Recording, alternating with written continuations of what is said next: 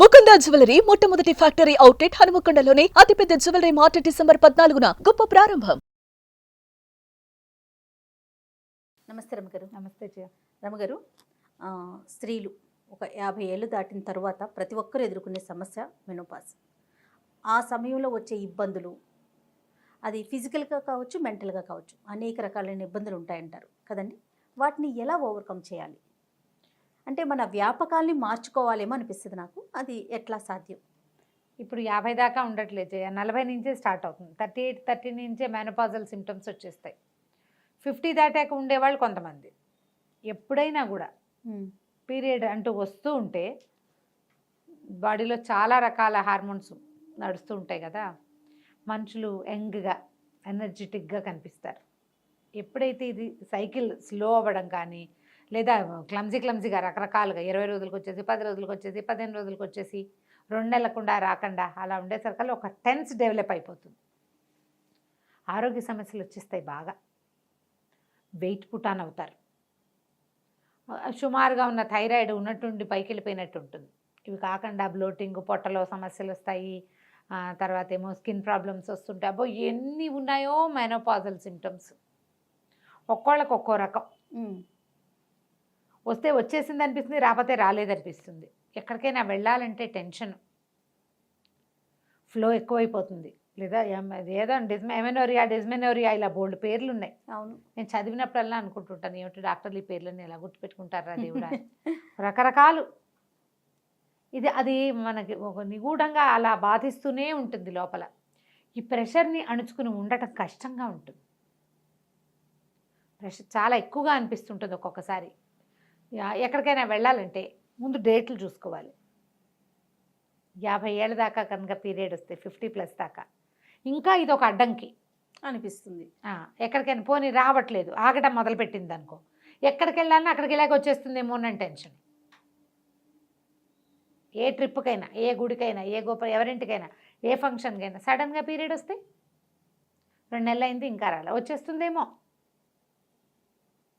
ఏదో పెద్దకైనా మిస్ అయిన ఫీలింగ్లా ఉంటుంది. రాకపోతే రాలేదు, ఇంకా రాలేదు. మధ్యలో పెళ్ళిళ్ళు వస్తాయి, పేరెంటాలు వస్తాయి, ఏమిటో వస్తాయి. మనమే ఎక్కడికైనా వెళ్ళాల్సి వస్తుంది. ఆఫీస్ డ్యూటీస్ ఉంటాయి, ఆఫీస్ కాల్స్ చాలా ఉంటాయి కదా, మరి ఉద్యోగస్తులు ఎక్కువ ఉంటున్నారు ఇవాళ. దీంతో పాటుగా ఈ మిస్ అయిపోతున్న భావన ఒకటి ఉంటుంది. దాంతోపాటు హాట్ ఫ్లెషెస్, శరీరంలో వచ్చే రకరకాల మార్పులు, బాడీ సాగ్ అయిపోయిన ఫీలింగు, హెయిర్ ఫాల్ వచ్చేస్తుంది, రకరకాలుగా హార్మోన్ బ్యాలెన్స్ తప్పిపోతూ ఉంటుంది కదా. లో కాల్షియం అయిపోతుంది, కాళ్ళ నొప్పులు, వేళ్ళ నొప్పులు, నిద్ర పట్టదు, మెలకు వచ్చేస్తుంది హాట్ ఫ్లెషెస్ తోటి, తోచదు. ఈ పరిస్థితిలో వీళ్ళు చచ్చిపోతుంటారు పక్కన ఆడవాళ్ళు.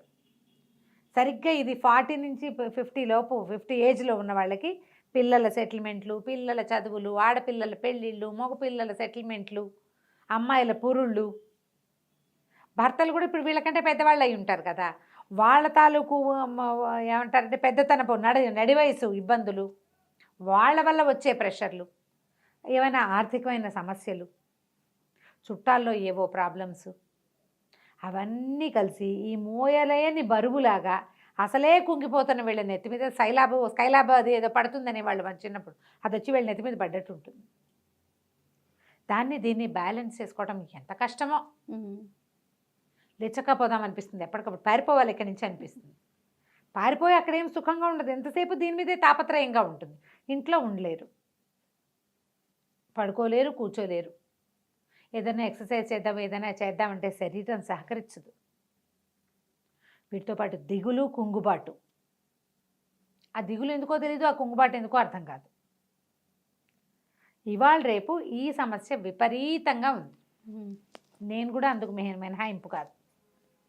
బ్రైట్గా ఉండి, యాక్టివ్గా ఉండి, రకరకాల పనులు చేసేసి అన్నీ తెలిసిన వాళ్ళు కూడా దీనికి దొరికిపోతారు. ఫ్యామిలీ సపోర్ట్ బాగా అవసరం చేయాలి. ఆడపిల్లలు ఉన్న వాళ్ళకి కొంచెం ప్లస్, కూతుళ్ళకి తల్లులు ఎదుర్కొంటున్న ఈ సమస్య ఏమిటో అర్థమవుతుంది. ఆడపిల్లలు లేకపోయినా, ఆడపిల్లల తల్లులు కానీ అత్తగారులు ఉన్నా భలే ప్రెషరు.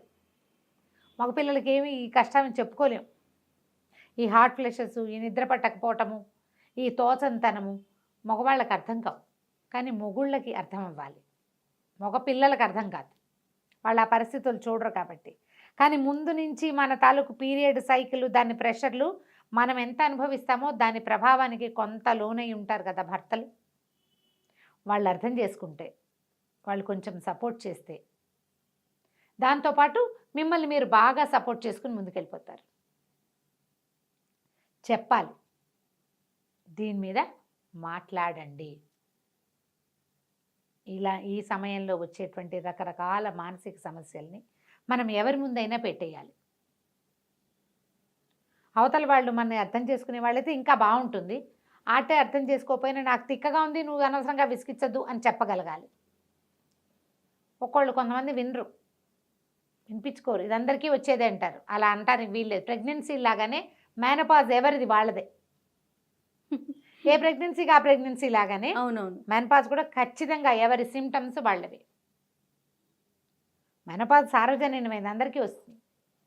కానీ అందులో ఉండే ఆ సిమ్టమ్స్ మారుతాయి. భార్యలు ఈ ఏజ్ వచ్చాక వాళ్ళు విసగటగా ఉంటున్నా, ఇదివరకట్లాగా పని చేయలేకపోతున్నా, ఏదైనా బాధపడుతున్నట్టుగా ఊరికే అన్నిటికీ ఏడుస్తారు. ప్రతిదానికి ఏడుస్తుంటారు, కుంగిపోతారు, భయపడతారు. పిల్లలు ఎక్కడికైనా వెళ్తే టెన్షన్, ప్రెషర్ ఫీల్ అయిపోతూ ఉంటారు. వీళ్ళని ఒకసారి ఒక గైనకాలజిస్ట్ దగ్గరికి చూడాలి, తీసుకెళ్ళాలి, మాట్లాడించాలి. ఇదంతా సహజమైందని, ఇక్కడ ఇలాగే ఉంటుందని వాళ్ళకి అర్థం అవ్వాలి. అర్థమైతే అర్థం చేసుకుని తెలివిగల వాళ్ళు ఉంటారు చూడు కొంతమంది, మనమే దూకాలన్నమాట కార్యరంగంలోకి. నాలాగా నేను నా ఇబ్బందిని నేను అధిగమించడానికి ట్రై చేస్తూ ఉంటాను. అవునవును, లేదా అక్కయ్యలతో ఏదో మాట్లాడుకుంటా చెప్పి ఓపెన్ అప్ అయ్యాక కొంచెం ప్రెషర్ తీరిపోతుంది. అవునవును, ఇది కరెక్ట్ అండి. ఓపెన్ అయితే ప్రెషర్ తీరుతుంది. మనం మాట్లాడుకున్నాం అనుకో, అసలు అవకాశం లేకపోతే పాపం ఇబ్బంది పడతారు. మీతో మీరు మాట్లాడుకోండి. రైట్. అసలు ఏమిటి, నా సమస్య ఏంటి, నాకేం భయంగా ఉంది. దీంతో పాటుగా ఫెమినిటీని కోల్పోతున్నామన్న ఒక ఫీల్ లోపల ఉంటుంది. భర్తలతో తేడా వస్తుందని భయపడతారు. అది కూడా ఒక ప్రాబ్లం వస్తుంది కొంతమందికి. దీన్ని అధిగమించాలంటే ముందు మనని మనం యాక్టివ్గా ఉంచుకోవాలి, మోటివేటెడ్గా ఉంచుకోవాలి. మనకు మనమే మోటివేట్ చేసుకోవాలి ఎప్పుడు. ఏం లేదు, ఇదంతా సహజం, పెద్దకైనా మిస్ అవుతున్నామని కాదు అని అనుకోకూడదు. జాగ్రత్తగా చేయాలి. ఇప్పుడే మీకోసం మీరు తింటాం, మీకోసం మీరు నడవటం, ప్రజల కోసం, జనాల కోసం, వాళ్ళు ఎవరినో మెప్పించడానికి ఏం చేయొద్దు. మిమ్మల్ని మీరు మెప్పించుకోండి, శవాష్ అనుకుంటుండండి ఎప్పటికప్పుడు, నేను చాలా బాగా చేశాను. బలవంతంగా అయినా రోజుకు ఒక కొత్త పని పెట్టుకోండి. ఓపిక తెచ్చుకో, ట్రై చేయాలి. ట్రై చేస్తేనే, ఎందుకంటే ఈ సముద్రాన్ని ఒక్కసారి దాటేస్తే ఒక గంతులో దాటగలుగుతాం. లేకపోతే ఇది నెవర్ ఎండింగ్ ప్రాసెస్, అట్లా పొంగుతూనే ఉంటుంది. మీరు ఎప్పటికీ ఒక క్రిప్పుల్లాగా, పనికి మాలిన వాళ్ళలాగా మిగిలిపోతారు. అనారోగ్యం మిమ్మల్ని కుంగదీసేస్తుంది, వృద్ధాప్యం మిమ్మల్ని లాగేసుకుంటుంది, అందులోకి కూరుకుపోతారు. బురద అది, అందులోకి అడుగు పెట్టద్దు. ఆ బురదని తెలివిగా దాటేసేయండి. ఇది చాలా సహజమైంది. ఇది పోతుంది, హాయిగా ఉంటాము, ఇక ఈ గోల ఉండదు. 1-2 ఏళ్ళు మాత్రం చాలా ఇబ్బంది పెడుతుంది. ఎప్పుడు వస్తుందో తెలీదు, ఎలా వస్తుందో తెలీదు, ఎక్కడికైనా వెళ్తే వచ్చేస్తుందేమోనని భయం ఉంటుంది. ఎప్పుడు కాషియస్గా ఉండండి. వచ్చేస్తుంది, ఏమైనా సరే. నేను మానేను, ఏది మాను, నేను ప్రయాణాలు మానుకోను, పెళ్ళిళ్ళు మానుకోను, ఫంక్షన్ ఏది దానికోసం మానేస్తే అది రాదు, ఇవి మానేస్తాము, దిగులు అయితే అవుతుంది. ఏమవుతుంది, గడుదు కూడా అప్పుడే అక్కడి నుంచి తిరిగి వచ్చేస్తా. ఈ తెగింపు కనుక వస్తే, ఇదంతా మన అమ్మ మన అక్క అందరూ చూసిందే. అవును, ఏం కొత్తది కాదు. ఎర్లీ ప్రెగ్నెన్సీలో ఎలా దిగులు భయాలు ఉంటాయి, ప్రెగ్నెన్సీలో కూడా భయాలు ఉంటాయి చూడు, మెనోపాజ్లో కూడా అలాంటి భయాలు వస్తాయి. ఫస్ట్ ప్రెగ్నెన్సీకి చాలా భయాలు ఉంటాయి. అలాగే ఇందులో కూడా ఉంటాయి. చెప్పుకోలేనితనం, సిగ్గుగా ఉంటుంది, ఎవరితో చెప్తామనిపిస్తుంది. ఓపెన్గా చెప్పేసేయండి.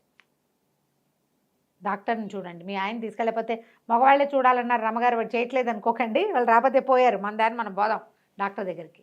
ఒకసారి వెళ్ళి ఇలా ఉందంటే ఏవైనా చిన్నవి సలహాలు చెప్తారు, మందులు ఏమైనా వాడిస్తారు. మీకు ఏమైనా B12 అవి లోపాలు ఉన్నాయా, ఏమైనా ఈ విటమిన్ తగ్గిపోయిందా, ఈ విటమిన్ ఇస్తారేమో. మరి ఈ విటమిన్ కాదు, ఇంకోటి ఉంది కదా, విటమిన్ డి, అవి ఏమైనా సప్లిమెంట్స్ ఇస్తారు. అవి వేసుకునేసరికి మళ్ళీ కొంచెం పుంజుకుంటారు. ముందు డాక్టర్ దగ్గరికి వెళ్తే అదొక ధైర్యం. వాళ్ళు ఏదో చెప్తారు 4 మంచి మాటలు. ఏమైనా కౌన్సిలింగ్ అవసరమైతే వాళ్ళే చేస్తారు.